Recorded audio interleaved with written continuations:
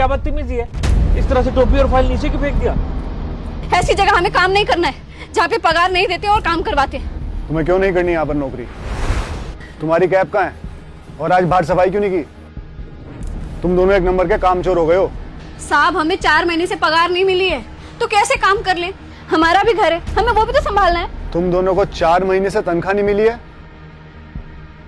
मैं तुम दोनों को हर महीने तनख्वाह दे रहा हूँ। नहीं साहब जी, मेरी बीवी सच कह रही है। पर पिछले 4 महीने में तुम दोनों ने रिसीविंग रिसीप्ट पे साइन किए है ना? हाँ साहब, करते हैं वो। बस पकड़ी गई तुम दोनों की चोरी। अगर एक्स्ट्रा पैसे चाहिए ना तो मांग लो, लेकिन कैफे के आगे तुम दोनों ड्रामा मत करो।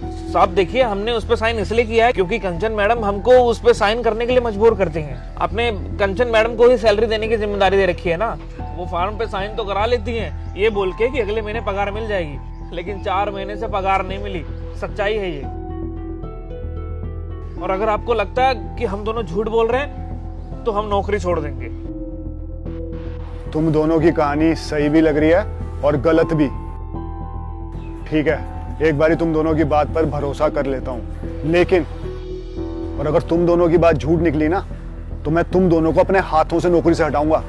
अभी फिलहाल के लिए मेरे पास ये कुछ पैसे हैं, 10,000 रुपए, ये रख लो। जी सर, आपने बुलाया मुझे?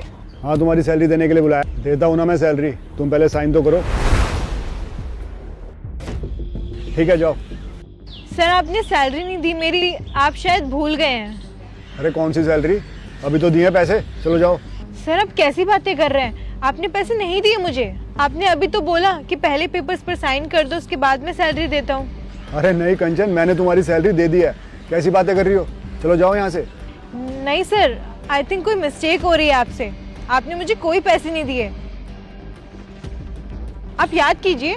इन पेपर्स पे तुमने साइन किए है ना, इसका मतलब मैंने तुम्हारी सैलरी तुम्हें दे दी है। तो अपना काम करो और मुझे भी अपना काम करने दो, जाओ।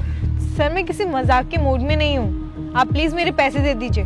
देखो, मैंने तुम्हें तुम्हारी सैलरी दे दी है, प्लीज लीव। सर देखिए, ऐसे तो मैं नहीं जाऊंगी, आप पहले मेरी सैलरी दे दीजिए।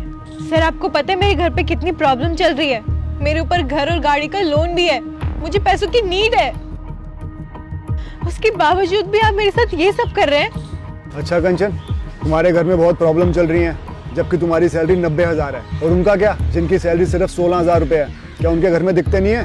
सर, मुझे कुछ समझ नहीं आ रहा है, आप क्या कहना चाहते हैं? हाँ, वो देविका और उसके हस्बैंड को अंदर भेजना जरा।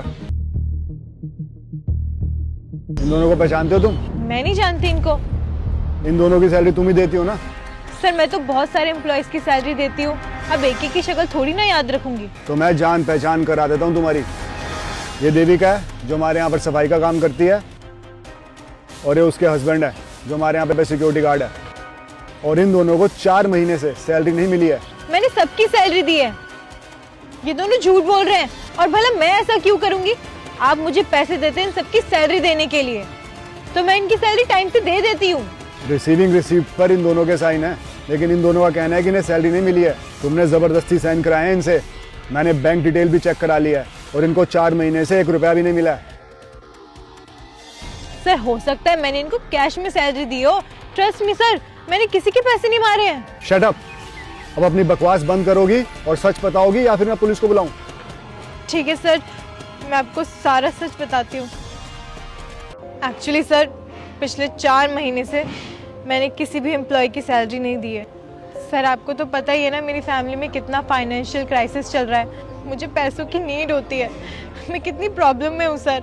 बस इस चक्कर में मुझे पैसों का लालच आ गया था। सर प्लीज़ मुझे माफ़ कर दीजिए। अब तुम अपनी सजा खुद डिसाइड करोगी। या तो तुम इनकी 4 महीने की सैलरी को डबल करके 8 महीने की सैलरी दो, या फिर जेल जाओ।